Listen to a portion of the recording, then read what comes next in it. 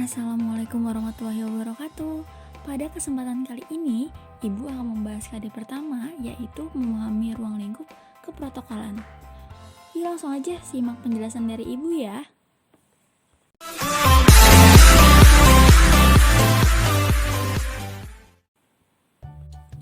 Nah, dari yang pertama, udah ada yang tahu belum nih apa sih pengertian dari protokol?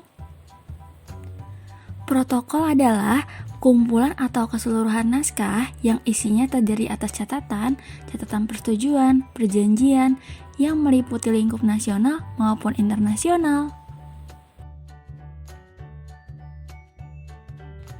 Nah, kalau kita membahas mengenai protokol, pastinya sekarang ini sering mendengar ya istilah protokol, yaitu protokol kesehatan.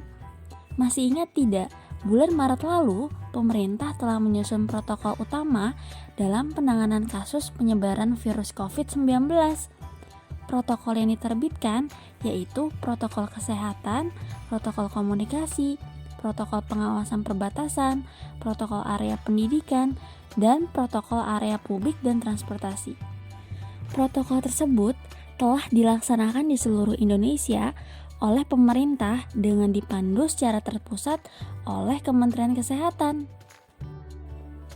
Nah, selanjutnya, keprotokolan adalah aturan yang menyangkut penyelenggaraan acara-acara resmi atau acara kenegaraan. Suatu acara tidak akan berjalan dengan baik dan lancar tanpa adanya protokol. Oleh karena itu, keprotokolan sangat diperlukan ya, terutama pada acara resmi.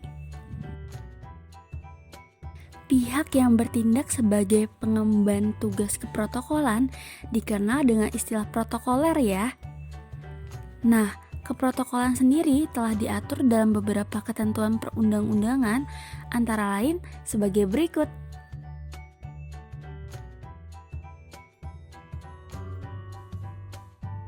Menurut Undang-Undang Nomor 9 Tahun 2010 tentang keprotokolan, yang pertama adalah pejabat negara.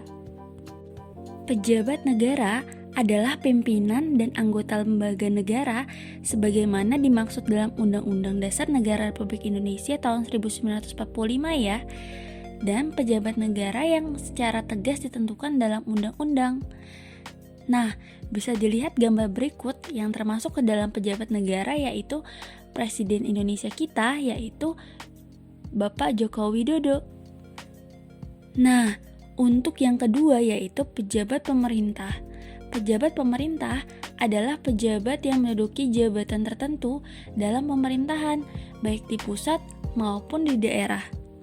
Contohnya seperti kepala dinas ya.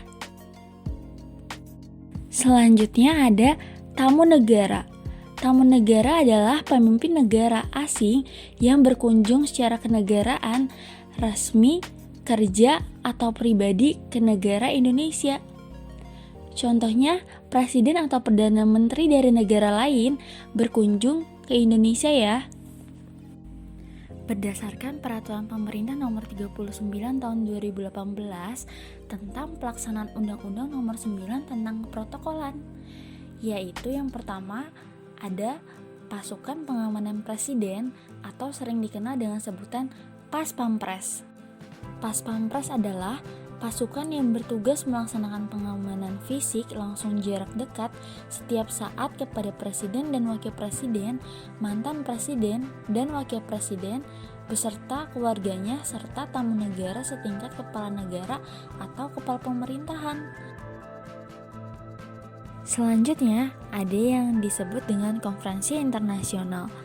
Konferensi internasional adalah pertemuan antara wakil-wakil dari 3 negara atau lebih untuk membahas topik tertentu yang menjadi kepentingan bersama secara internasional. Selanjutnya, ada yang disebut dengan perjanjian internasional. Perjanjian internasional adalah perjanjian dalam bentuk dan nama tertentu yang diatur dalam hukum internasional yang dibuat secara tertulis serta menimbulkan hak dan kewajiban di bidang hukum publik.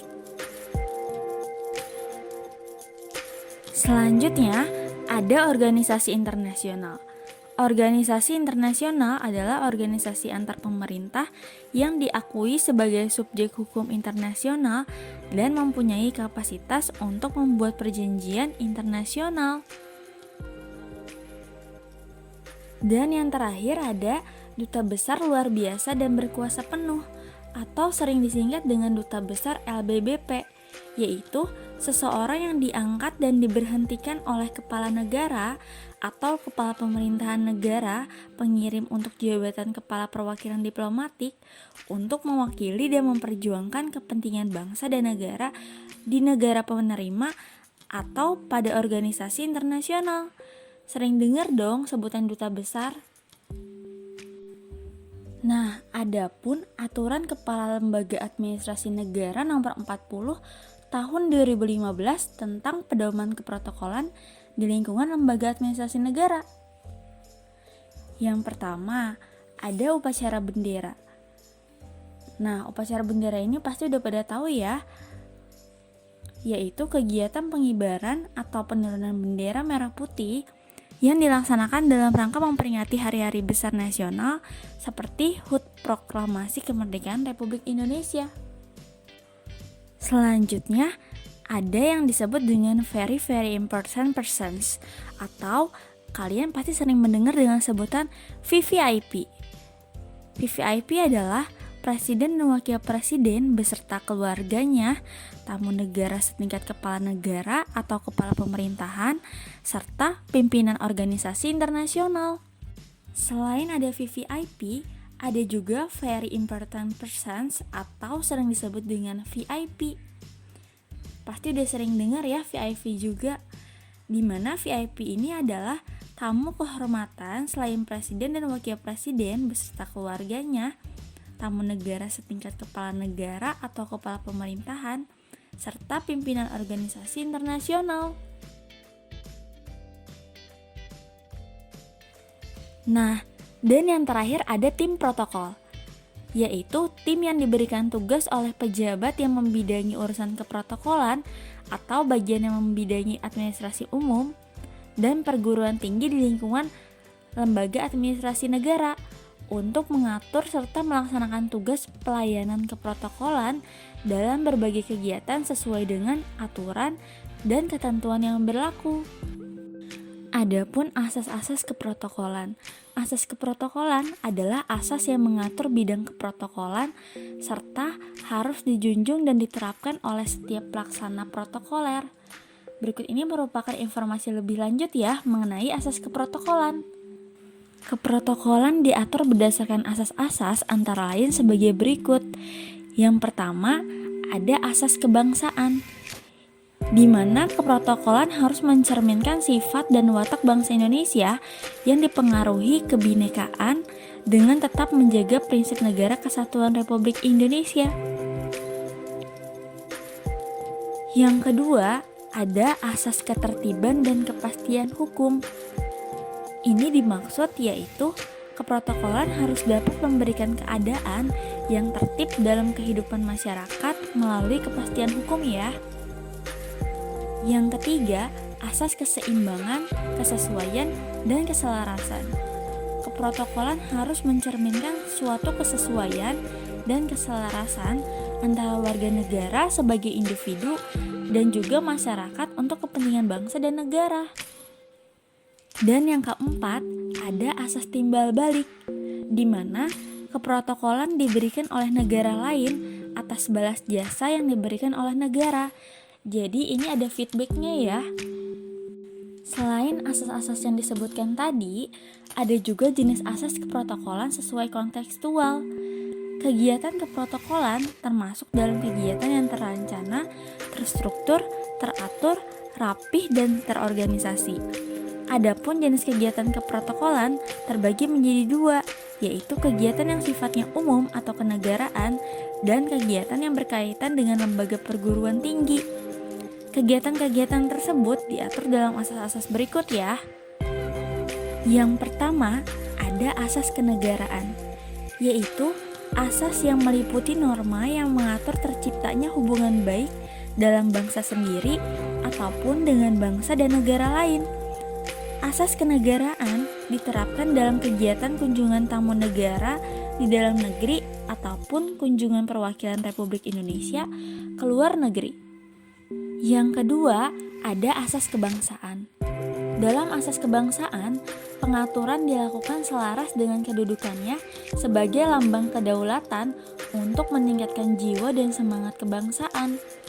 Asas kebangsaan diterapkan dalam urutan kunjungan pejabat Republik Indonesia dan tamu asing di daerah serta penghormatan jenazah dengan menggunakan bendera kebangsaan. Yang ketiga, asas pergaulan, yaitu asas yang meliputi seperangkat peraturan mengenai perilaku dalam tata pergaulan resmi.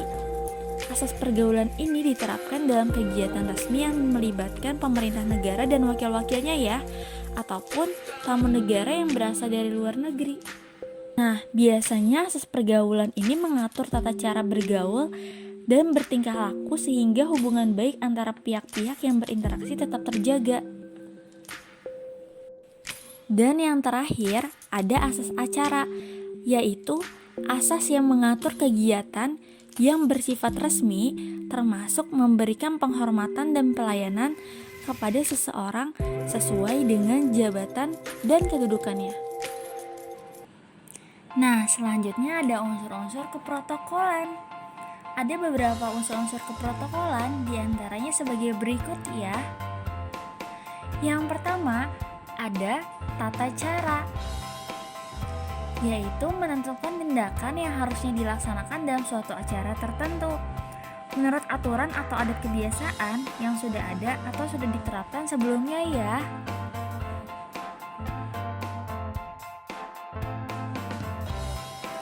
Nah, untuk yang kedua ada tata krama. Tata krama ini adalah unsur yang memperhatikan pilihan kata, tata cara berkomunikasi, dan juga perilaku. Nah, semua ini harus disesuaikan ya dengan jabatan ataupun tujuan acaranya. Yang ketiga, ada aturan adat kebiasaan, yaitu aturan yang menjadi kebiasaan yang telah ditetapkan secara universal oleh setiap negara. Jadi, setiap masing-masing negara memiliki adat kebiasaan yang berbeda ya. Seperti hanya Indonesia pasti memiliki adat kebiasaan yang berbeda dengan negara lain. Selanjutnya yang keempat ada tata penghormatan. Tata penghormatan ini yaitu mengatur tata cara kesopanan terhadap orang lain dalam suatu acara keprotokolan.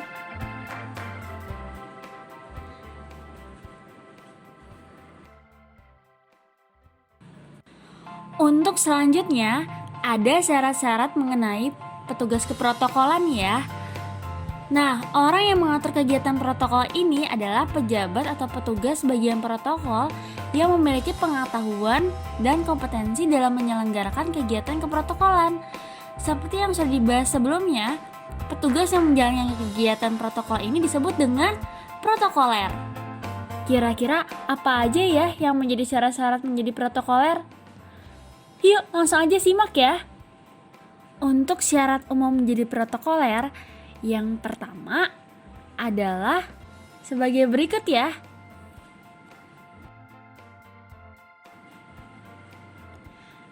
Mempunyai pengetahuan tentang kegiatan keprotokolan. Jadi harus tahu apa aja sih kegiatan keprotokolan itu.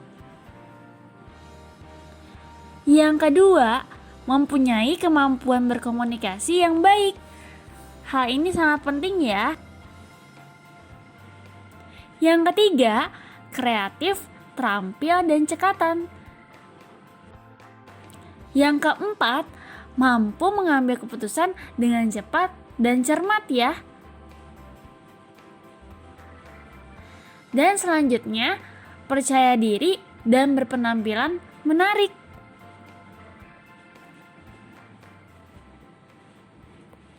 Nah, sampai di sini mudah-mudahan pada paham semua ya mengenai protokol dan keprotokolan. Semoga bermanfaat dan jangan lupa terus tonton untuk video pembelajaran selanjutnya ya. Tetap semangat. Wassalamualaikum warahmatullahi wabarakatuh.